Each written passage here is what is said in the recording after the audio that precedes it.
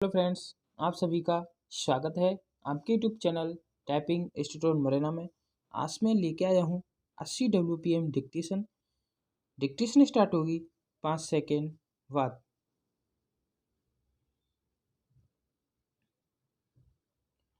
Start. महोदय, सरकार की ओर से इन भाषण संस्थानों को विशेष संरक्षण तथा सुविधाएं प्राप्त हैं। यह द्विभाषी केवल पर्यटन से जुड़े हुए हों, ऐसा नहीं है। दूसरी भाषा सीखकर ये अनुवाद कार्य करते हैं। प्रकाशन संस्थानों में, जनसंचार माध्यमों में तथा विज्ञान निकायों में प्रतिष्ठित अनुवादक के रूप में जाने जाते हैं। ये सृजनात्मक ललित साहित्य का अनुवाद करते हैं। विदेशी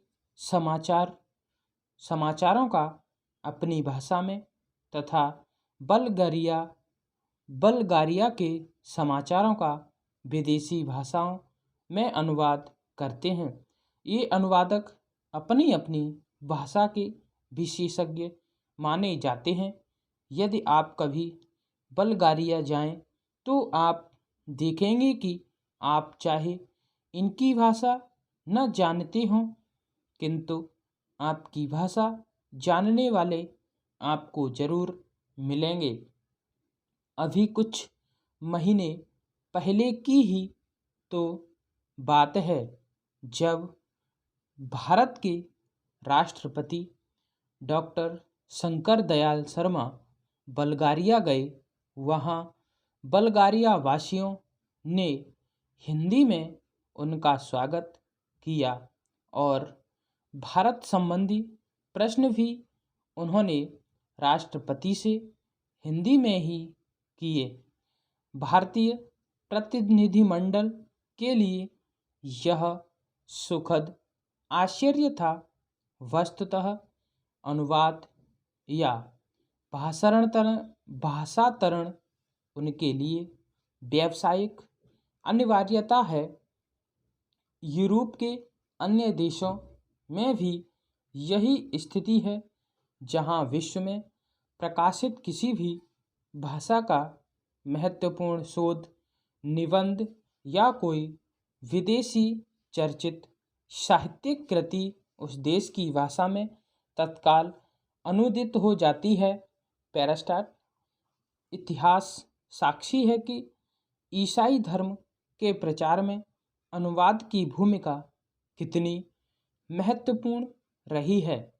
ईसाई धर्म के विश्वव्यापी प्रचार के लिए बाइबिल के अनुवाद की व्यापक योजना बनाई गई।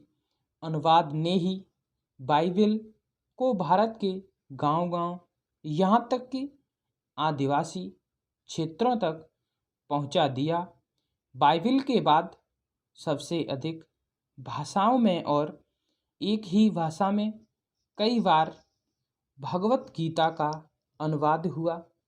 भारतीय दर्शन और प्रतिभा को समझने की लालसा ने विदेशियों को प्रेरित किया कि वे गीता का अनुवाद अपनी भाषा में करें। आज विश्व की सभी प्रमुख भाषाओं में गीता का अनुवाद आपको मिलेगा। अवधी भाषा में लिखित रामचरितमानस भी देश और विदेश की अनेक भाषाओं में अनुदित होकर विश्व साहित्य का अनुपम ग्रंथ बन गया है। वस्तुतः अनुवाद ही वह माध्यम है जो देशीय रचना को भौगोलिक सीमा से मुक्त कर विश्व मंच पर प्रतिष्ठित करता है। गीतांजलि की व्याख्या का एक प्रमुख कारण उसका विदेशी भाषाओं में अनुदित होना भी है। अनुवाद दो भाषाओं के मध्य सेतु का काम करता है और दो संस्कृतियों को निकट लाता है।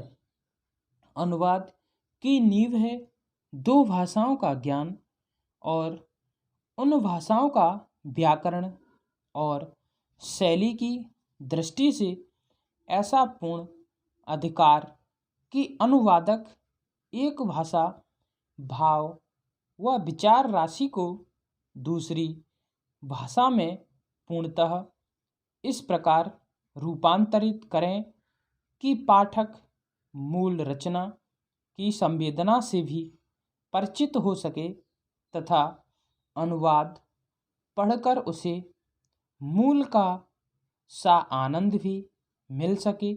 यही लक्ष्य अनुवादक के लिए समस्या उत्पन्न करता है और इसी में उसके कौशल की पहचान भी होती है। स्रोत भाषा का ज्ञान अनुवादक के लिए इसीलिए अपरिहार्य माना जाता है। स्टॉप। ताज़ा तरीन अपलोड्स की नोटिफिकेशन हासिल करने के लिए हमारे चैनल को सब्सक्राइब करें और साथ में दिए गए घंटी के निशान को दबाना ना भूलें।